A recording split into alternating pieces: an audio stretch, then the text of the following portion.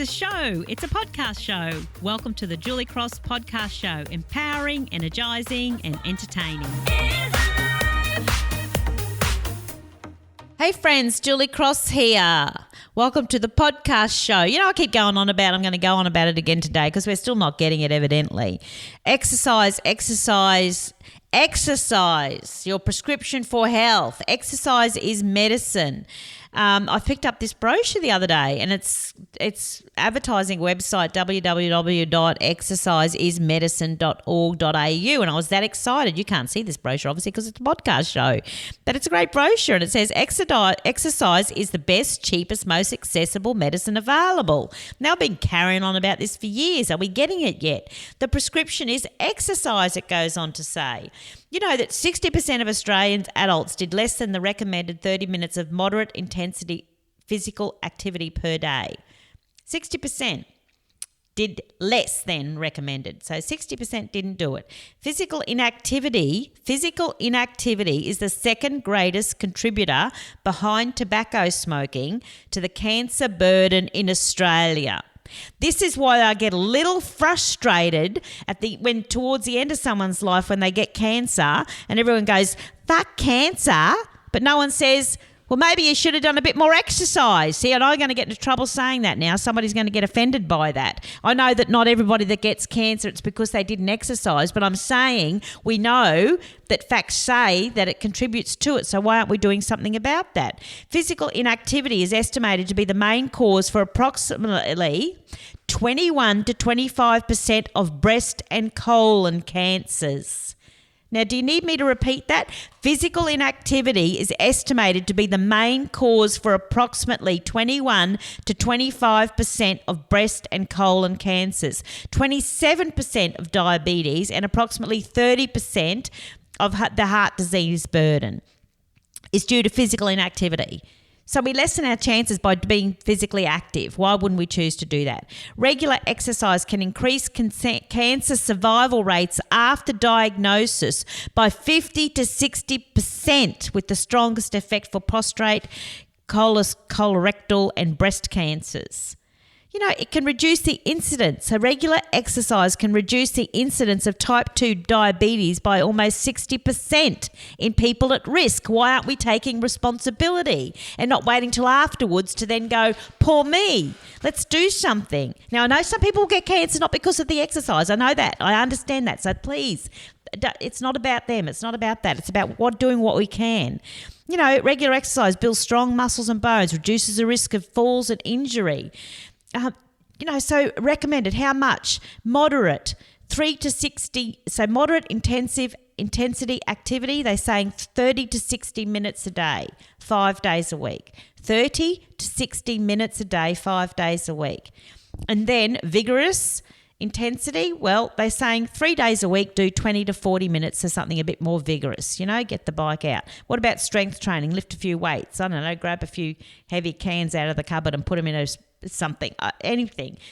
So 3 days a week for strength training, just 8 to 10 exercise, doing 8 to 12 reps of each exercise. So it's not a lot, moderate, 30 to 60 minutes a day. And then 20 to 40 minutes a day, maybe a bit more vigorous sometimes, 3 days a week. A bit of strength training, throw that in there. So some people say now, oh no, well I just don't have time. I can't do it because I just can't fit it in. I don't have time. No, we all have time. We all get the same amount of time. You get the same amount of time that I get. I found some time laying around at 5 a.m. in the morning doing nothing. So I got it out of bed and made it do something. So we all got the same amount of time. How much time are we choosing to watch TV when we could be taking half an hour of that time to throw a yoga mat on the floor and do some exercise?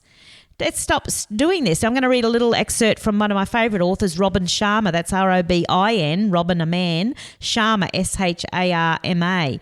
And it's called Who Will Cry When You Die? And it's just a series of short inspirational texts, and this one's Stop Complaining and Start Living. Stop complaining about having no time for yourself and get up 1 hour earlier. You have the option. Why not exercise it? Or wait, why not even use the time for exercise? Stop complaining about not being able to exercise given all that is on your plate these days. If you sleep 7 hours a night, work 8 hours every day, you still have more than 63 hours of free time every week.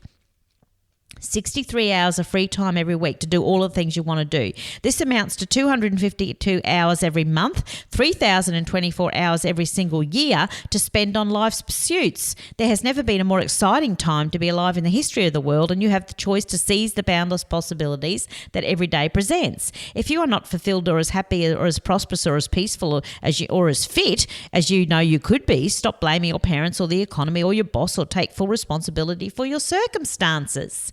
You know, this will be your first step to the completely new way of looking at your life and the starting point of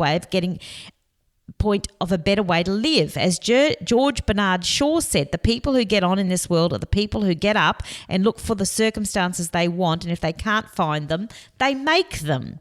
Make wiser choices about the thoughts you will allow to enter your mind, as well as the attitude you will bring to your days and the way that you will spend your hours of your time. Stop complaining and start living. In the words of the poet Rudyard Kipling, if you can fill the unforgiving minute with 60 seconds worth of distance run, yours is the earth and everything that's in it. You know, so find the time. Let's be this victim mentality. And why wouldn't we invest the time in staying well? You know, why wait till we're sick and then start complaining and wish we'd looked after ourselves a little bit better? You know, so let us start doing it today. We have the data on it. The studies have been done. Let us not ignore the data and start looking after ourselves. Exercise is medicine. Let's get up and start doing something and take responsibility, because you are worth it. You are worth the exercise. How would you look after something you loved? You would treat it with respect and do loving things for it. So let us start looking after our bodies with the respect that they deserve, that you deserve. You are worth it. You are worth it. I am not judging you. I am loving you. I am loving you. Okay, let's go do some exercise and move that body like you love that body. See you next time. Would you like a little bit more sparkle? Then you're invited to download a free poster at juliecross.com.au.